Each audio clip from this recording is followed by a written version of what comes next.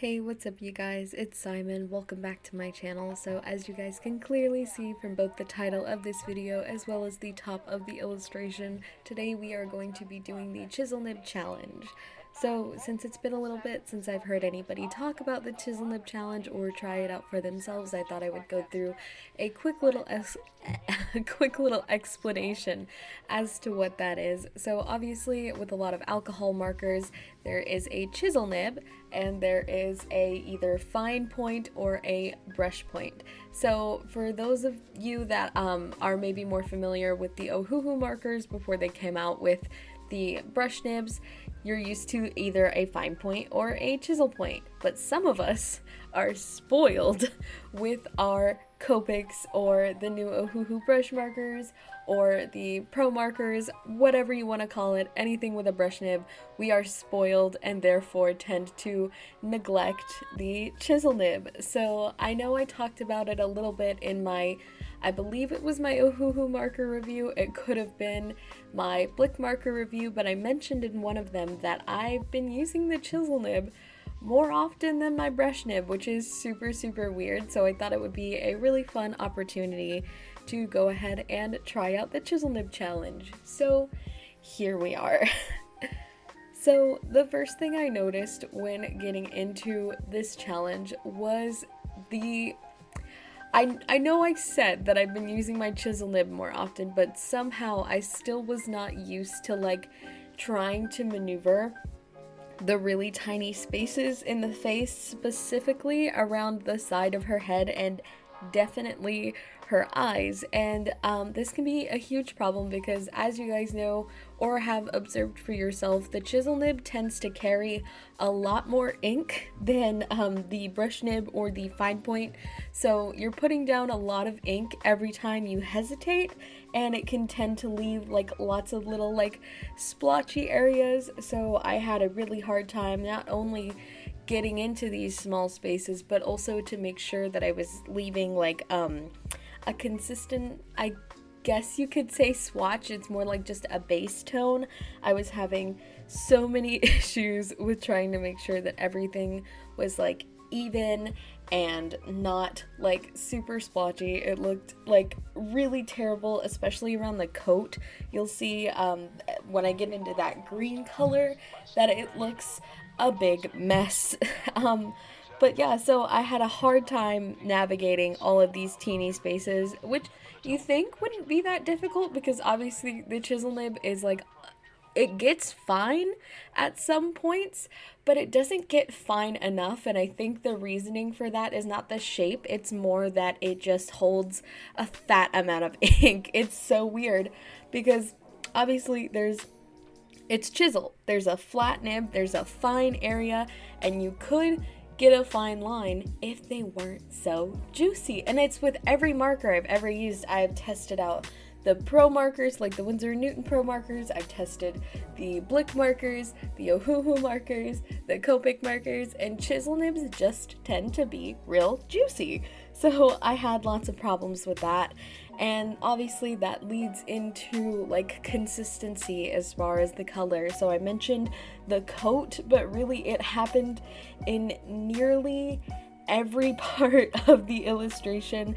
Her skin has really inconsistent coverage, her jacket, her skirt, her hair, her jacket especially, like it really, you can see, I'm looking at the illustration right now, number one as I'm drawing it, number two as it's sitting next to me, and it's like, oh my lord, I need to go over it again. And so yeah, it was just really hard to get everything to look smooth.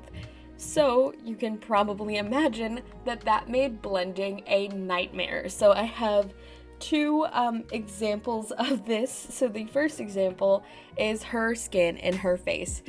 I have been using my chisel more often, but not for the face, because you guys know when I use my Copic markers, I tend to lean a little bit towards how I would illustrate things digitally, which means that there's a lot of blending that goes on. I use lots of different colors, I use lots of feathering, and you can't feather with a chisel nib. You can't. If you're trying to blend like a big area, go ahead. That's perfect. Like her jacket, despite having issues with laying the ink down, I did not have any issues with trying to lay down the color and blend like the base tones together.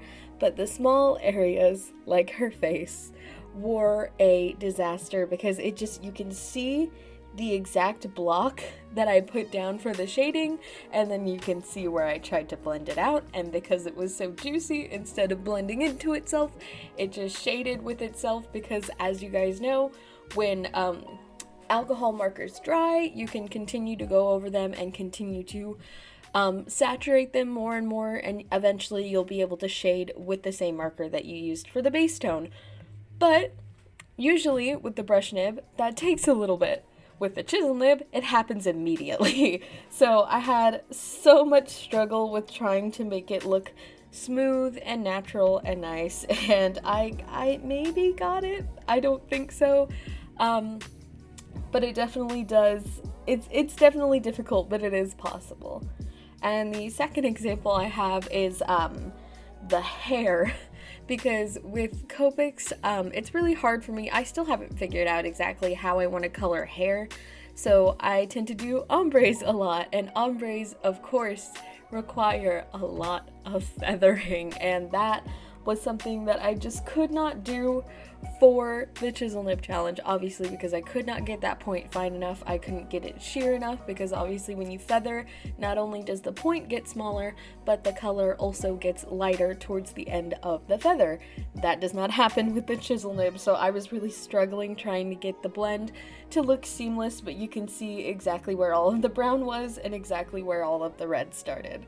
So that was a whole mess in and of itself. So the last thing that I have is like, well, as far as like actually using the nib goes, the last thing that I have to say is that trying to get fine details is like nearly impossible. So I'm one of those people that likes to do lots of flyaway hairs, and I even had one in the line art, like literally explicitly this chunk's just out on its own over here towards the bottom of the hair in the red, and you will see in a minute that I could not get it to be as fine as I wanted it to be. I messed it up, I went over the lines, I thickened it out, and it still looks like a dang mess. And then the other place I have, as you guys know, like I said, when I'm doing digital art, I like to sort of shade the side of the face and then like down to the chin, and there's just like a chunk where her finger is and where her chin is, and you'll see that there's a line that just stops because I couldn't get it to like lead down to a point. It just wanted to be a square, and I couldn't do it. So I gave up and I just stopped the line, and it looks really weird, and I wanted it to have like that seamless blend, but that wasn't gonna happen. And the last thing I have to say isn't really necessarily about using the chisel nib in general. Well, it is about using the chisel nib, but not actually putting it to use. There were two pet peeves that I had while I was using them. The first was that I'm so spoiled with my brush nib by now that I got so used, or like I was itching so much to use my brush nib, that when I had grabbed a marker that I was not originally intending to use because I set them all out to the side before I started this video, I was like, oh, I need a black. So I grabbed that little W9, and you will see I used the brush nib because I wasn't thinking like, oh, this is still the chisel nib challenge. I was like, yes, brush nib, please, please. Immediately went into the brush nib, caught myself, fixed it, but I still used the brush nib. And the final thing I have is that I think because I was like struggling so much to like maneuver my hand into the smaller details, I could not use my arm. I was just sitting there using my wrist over and over and over again, so my hand hurt so much by the end of this because, again, I was just using my wrist and not my arm, which is bad. If you are a beginner artist and you don't know this, do not use your wrist. You need to use your arm because otherwise you are going to hurt yourself, and I certainly did. Went straight into the brace after this video. My arm really hurt. It's better now, but if you're gonna do this challenge, I definitely do recommend doing some stretches beforehand or remembering to use your arm. So overall, this was obviously challenging. I had issues with the blending, I had issues with the fine details, but overall, it's still a decent illustration. I still enjoy it, I still had a lot of fun making it, and I would recommend you give this a try, especially if you're spoiled with your brush nib. It is really good to try and get used to using other materials. Maybe you'll find another alcohol marker brand that doesn't have a brush nib that you might want to look into. But yeah, so thank you guys so much for watching this video. I hope you enjoyed watching me mess around with my chisel nibs. If you want to see me do this again, let me know in the comments below. And I want to give a big shout out to my patron Elise Thompson. You were the best. Thank you for continuing to support me every single month. If you want to get your names in the credits of this video or get other cool prizes like commission discounts, tiled wallpapers, premium illustrations, things like that, don't forget to check out my Patreon at patreon.com/SimonAESArts, and I will see y'all next Sunday. Bye.